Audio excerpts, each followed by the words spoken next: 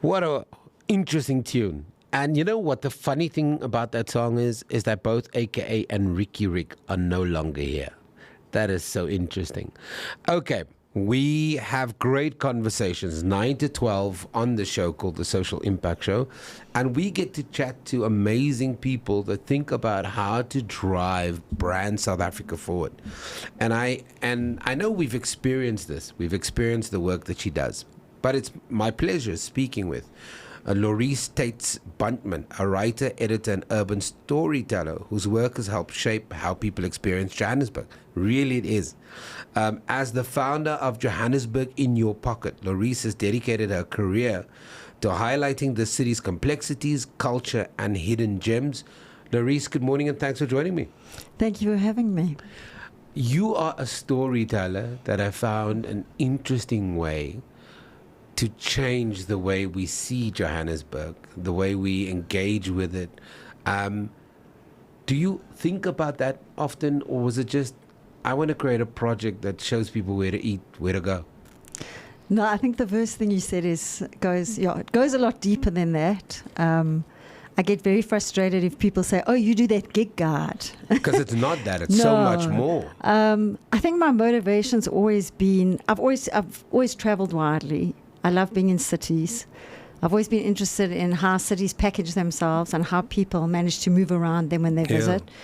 And it was a very long time ago, but I kept looking at Joburg and thinking, there's no one actually doing that work. There's no one telling Joburg's story. How would you tell that story? And I'd been a journalist for many years and decided to start my own thing in sort of the early 2010s. And I just want to let people know that sound you're hearing is our building switching over to its backup because we are in load shedding that's quietly and slowly killing South Africa again. And I think we're at level 6. But anyway, sorry to jump in. May I say on that point, Joburg's story is very hard to tell because you have to keep retelling it and you have to keep retelling people why they should be in the city, why their experience could be so much better in the city. You have to keep exactly like that disconnection of electricity. It's almost people here get disconnected every day from a city that actually seems quite uncaring and almost seems to be breaking down in many ways and in quite a sustained way. So I suppose for me the mission's always been, if I'm here and I've chosen this as my city, I need to almost contribute. I need to contribute, but I also need to reinvigorate why am I here? What do I need to find in order to stay here and believe in this place? And really, I hate to say it, but it's all very selfishly motivated. No, but you take us. But I think that sometimes it is the hero's journey that we follow, and I think sometimes that is a lonely journey. Sometimes you take it on, and then you get to a point where you've got almost 100,000 followers on Instagram who's now on that journey with you. But initially, if you started, I think, for other people, I think that would have been inauthentic in many ways because a lot of things starts from one's own need. And so then you onboard people who then buy into it. And you remind me, I don't know when last you watched Forrest Gump, but there's the scene where he just starts running. And then he runs and then he has these people joining him and they start doing stories on him. And at the end of it, when he stops running, this guy says, "What do we do now?" And he doesn't have an answer. But my point was he started running for himself and then inspired other people to start looking at their own journey. And I think that's almost what you've done. You've started something and you've started inspiring other people. Thank you. I think that is sort of sums it up. But I also think what's interesting about the journey is also the more you sort of instill a sense of pride in the city. Like for me, that's such an important part of it. Of like, how do you feel proud of where you live? Like, I would hate someone to ask me where do I live and be ashamed to say where I'm from. But I think sometimes it takes someone like you to spotlight that for us, to highlight it for us, because you kind of, it's like a brand new car. The first 2, 3 days, 4, 5 days, like, wow, Until you bump it. or like 3 months later, it's like, it's just a car. But you come in with a fresh perspective, fresh eyes, and you kind of illuminate elements for people that, I didn't know that.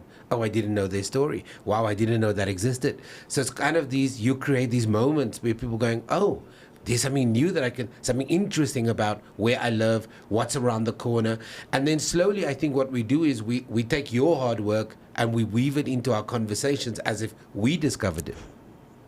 I do. I think that is true. Actually, funny, I met someone about a year and a half ago. Someone called me and said, you have to meet this friend of mine. He's your greatest fan. Please, will you go for breakfast? I think he's always talking about you. Anyway, I agreed. And the person said to me, I have to tell you, I've been impersonating you for the last however many years. I'm the popular one. He's like, I'm the popular one in the friend group because I always know what's happening, but it's only because I'm following I follow you. Yeah. So I think you do. I think you make people cool. Thank you. I think the other thing that you also do, I don't know if you've thought about it, but what your work contributes to the economy, to tourism, we have to fight the narrative. And I think it's all South Africans have to fight this narrative that this is a country of lawlessness, lacks infrastructure, lacks beauty. I was watching a guy on TikTok the other day, and he says, I thought South Africa was this. And then he shows elephants and lions and all that. And then he goes, but what I discovered after visiting South Africa, it's this. And then he shows Camps Bay, and he shows Sandton, and he shows all these beautiful places. And he goes like, we've been fed all this nonsense. And I think you help us fight the kind of the negative stereotypes about South Africa. Do you see it like that? I do. I think we try really hard. We're small, but we're feisty. Yeah. I would love Most to small have, people are feisty. I would love to have more force in what we're able to do. I think one of our sort of drawbacks is that we started the business in a very traditional media model. Yeah, and that media horrible. model is breaking down. Yeah. And it's quite hard to find where will you get the support to continue doing what you do. Yeah. And that's like a constant source of frustration. And I think that's for all of us. Yeah, which is media in general. Yeah. We've watched that over many years. But I think, without doubt, there's negative perception being built up. It's almost like you've got to roll it back every single day. And you've got to tell the people, for me, the best way to do that is to create...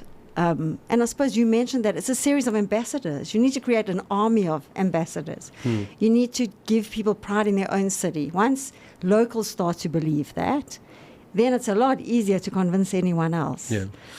Laurice, when you sit around the table, right? Because you must admit, you have a very unique perspective. You go into those businesses, you meet the owners. You know, some of them have got so much money, they could put up shop anywhere in the world. And yet this is the place that they choose to kind of build, grow, employ. And so you get to almost see, and I think I'm very fortunate in that way as well. I get to meet people like you, and I get to interview 35 of you every week, and you're all focused on building brand South Africa in your unique way. You all have unique stories to tell. It must make you the outlier at the table, because you know that there's so much good happening when you hear your contemporaries or your peers moaning about what's happening in the country. Obviously, load shedding is a thing, potholes is a thing, crime is a thing, but you're meeting resilient South Africans, people that have decided to make this their home, and they actually have the resources to go somewhere else. Absolutely. And I think it's interesting that every week there'll be something. And often it's unexpected. Last week, on Wednesday morning, I went to a breakfast meeting held by the Maharishi Institute. Yes, I know in the them, city. Yeah. And to see the work being done there and the plans for Education Town, which actually could be the most transformative thing for the inner city, was utterly inspiring. I came back and I was telling someone, I was in a meeting with them, and they said, what did you do today? And I said, I was at this breakfast meeting, and sort of telling her about Teddy Bletcher, the work he's doing. Yeah, these amazing 3,500 students and all that stuff, yeah. The 95% job placement rate that they've had. They're the aiming, no-fee university he built. They're aiming at 100,000 students. And this person was... she's a graphic designer. She was like, please take me with you next time you go. And it's interesting. I think people are deprived of those stories. Yeah. So that also gives me that sense of, I feel so privileged in the city because I really, on many days, get to wake up and see something that shifts my they say you should wake up and give yourself positive messaging. I go out and find that for myself. And I think that's what keeps it all fresh and keeps me wanting to tell these stories. Is Joburg in your pocket the same thing now in 2025 that it was when you started out in 2010, or has it evolved, or has the pressure to stay constantly relevant, to tell more interesting stories, has it morphed and changed it into something else? I think it's changed a lot for many different reasons. I think when we started, it was this idea of I was going to do a tourism guide. It was a print. It was 3 times a year a print guide. Online was a small part of it. I think COVID flipped the model completely because you couldn't print anymore. So we've been printing 3 guides a year since 2013. I actually interviewed you on Morning Live a couple of years ago with one of those editions. I was the host of the morning show. And you were in studio. I can't remember what edition it was, but I remember those booklets. I remember it well. So I think COVID, what was interesting is we never stopped. I had to reduce the business down to its bare essentials. And my little team, we had to all sort of half salaries. And we didn't know what was going to happen, but we sort of hunkered down and said, obviously you can't print, can't put anything into, there's no hotels. All the hotels had been shut down. But I had to give myself purpose and give the people who are on my team purpose. So I said, okay, we were putting out a weekly newsletter, and I said we're going to carry on our weekly newsletter every week. And slowly what we did was we turned the newsletter into a way of, from navigating your house to navigating your garden to navigating your neighborhood. It told the story of COVID from the date of lockdown. Every week we would interview, we would do recipes from chefs who couldn't cook in their restaurants. We would chat to DJs who couldn't host parties. We would get things we would get reading lists from bookshops that were closed. We kind of found ways of saying, how would you turn to community and make community? You can build a whole world without even leaving your house, as long as you're connected to a place. So we try to foster all of those connections, and what resulted was an incredible growth on our online platforms. So that's where a lot of that Instagram growth started. It's kind of exponential since the start of COVID and through that process. We also hosted a series of webinars that we did with what was it like to have a COVID hotel. We hosted the Ndaba Hotel because they were one of the first where people were sent there to be quarantined. Yes, I remember. I do. And then we brought people together on a restaurant panel. It was David Hicks, and it was we brought from Sakumzi Grill House. We've kind of tried to bring Soweto back into the story. Then we focused on Soweto tourism and what COVID meant to kind of Soweto's story, which is such an essential tourism story.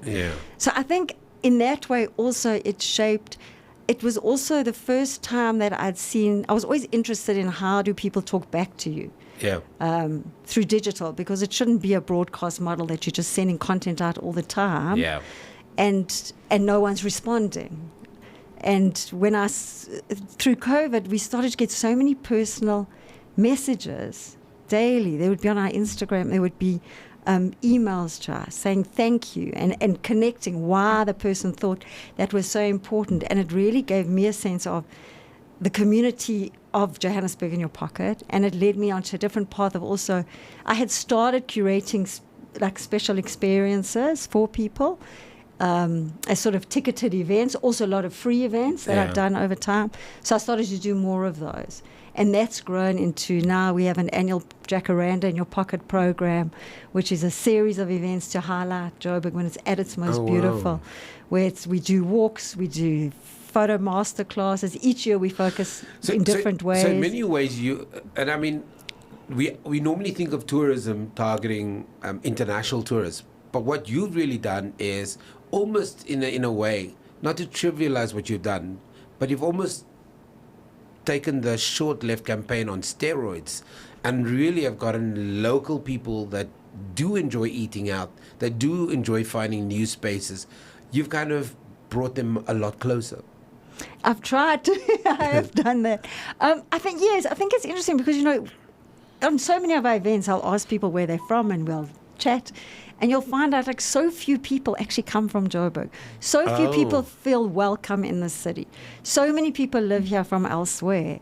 So you have this constant mix of people moving through the city and with very few anchors. It's very hard for people to find. I think also we are so defined by an idea of a lack of safety, so defined by what is safety, where do you go, how do you navigate your way through the city. And safety has a time thing to it too as well, because after 8 or after 9 or coming home from an event after 10, it becomes an anxious ridden drive from where you've left to you get inside your home, not even at your front gate, but when you're actually in your home. And also I think for lots of men who are married, we stress when our wives or our partners are out late. I'm not saying the women don't. Yeah. But if you're with a husband who's protective, that's the kind of stuff that you start stressing about. No, without doubt, people are, and I think it's become more and more of an overriding sort of preoccupation for people. So I think people are also traveling a lot less through the city, experiencing a lot less in different neighborhoods. I think in many ways, sort of neighborhoods have fragmented and disconnected from each other. So for me, it's also very conscious of when we do write about something, how do you create a route? How do you create more than go to that place and leave? Yeah. So I'm always, in my head, I'm constantly mapping the city. Of like, okay, if I'm sending someone there, what else? Like, how would you create that journey? Yeah. Because you want people to understand there's a whole neighborhood. You shouldn't just drive to and leave. Yeah. Well, some of us do that. We go there, we spend 2 hours, and then we're back. And some of us have built in our head, we've got to leave there by 7 or 8 because if it's raining, I was in an event the other day where at least 4 people left because it started raining. And they were worried that they needed to drive from where the venue was, and they lived about 35, 40 minutes away. And they were just anxious about driving at night with the rain and the potholes. And so they literally cut it was an amazing event. I was fortunate I lived 5 minutes away. So they missed out the better part of the evening. That was really amazing. Got there early, had a drink or mingled for 5 minutes and left. No, it is a pity, but I think it is, the city is not... You're kind of constantly at odds with the city. It would be nice to have some harmony and be nice to feel that it's not constantly brushing up against you all the sort of issues of just maintenance, actually. Yeah.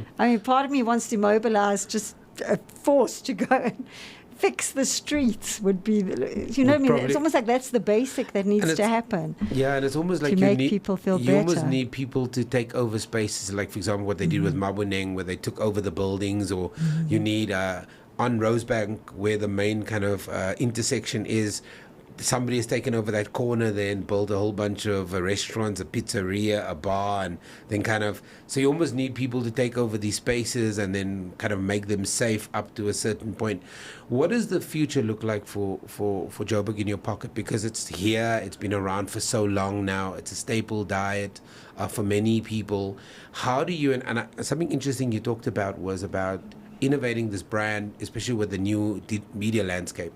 I do think what Trump has done exceptionally well, and Catherine Leavitt has done, is that they've recognized the power of independence, and even have reserved the front row in the William S. Brady room at the White House for only news influencers, content creators, and developers, and they've actually pushed legacy media back. And I think when you have the most powerful nation in the world recognize the power of independent content platforms, that grows the industry. How do you see it? I must say, I do struggle to give Trump any credit, but I'll put that aside.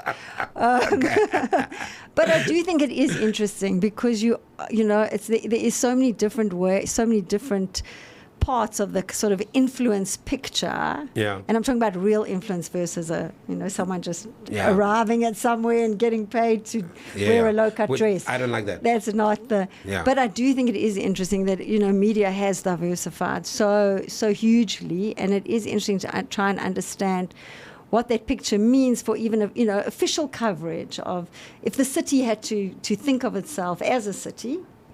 Yeah. And to talk to people, how would it, like I always thought, like one of the things I'd love to see is once a month, a briefing where the mayor and key MMCs stand up and actually take responsibility for things they've promised or make promises, what's happening in the next month, what's happening in 3 months, and come back and actually be accountable to those promises and open that up to media. I've written on my Substack that I think that what Trump has done, which I'm not a fan of Trump.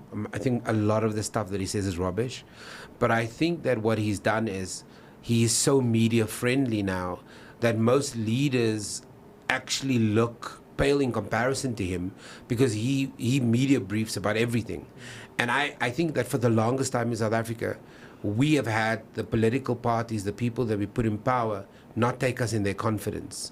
And I agree with you. If we had a monthly update from the mayor in terms of what has been fixed, I think you would find you would probably develop a more coherent strategy for how the public interact with politicians and those that are in charge of developing, redeveloping our infrastructure. Because at the moment, I think a lot of us are driving around frustrated because there's just so much stuff going. This morning, for example, just because load shedding is back, it took me an extra 45 minutes, right? An extra 45 minutes because almost every traffic light is now a 4-way stop. And so what that happens is that has a knock-on effect on petrol, on everything else, and so it costs me more to go to work in the morning. And I just think that for the longest times, our leaders have taken us for granted. So I agree with you. I think there's so many little things we could fix. You know, this idea of just enable. I think it's interesting. Like, thing about tourism in general, that tourism is not something that government has to develop. Other people do that. You know, you have an environment and an economy where it's tourism is a very low barrier to entry. To Very start low. a tourism business, it's been shown to be a huge driver of economic activity, also just in terms of employment. But it's an interesting thing that government's role would simply to be to enable and to make sure they're just doing their part. And I think we all know that the part isn't being done currently, which does create a lot of challenges for everyone. And you do see it in small businesses. I mean, we've worked with small businesses where you'll see, you know, whether it's load shedding or water shortages, and you see a restaurant being closed for days on end, you know, and having to still pay their staff. So very difficult challenges in the city. That's why anyone who does manage to champion through needs to be recognized and applauded. Laurice, as we wrap, where can people go to find out more about the work that you do? We'd love to invite you back to talk to you about some interesting spots. Maybe as we change seasons, it could be great to have a conversation with you where to go. But for those that are interested, where can they find more about you guys? Easiest place to find us if you are on social media is Johannesburg In Your Pocket on Instagram, also on Facebook. We are also on X as Johannesburg IYP. We also put out a weekly newsletter, and you can find that link on our Instagram page. I think there's a subscribe button on our Facebook. And then our website is johannesburg.inyourpocket.com. Positive music.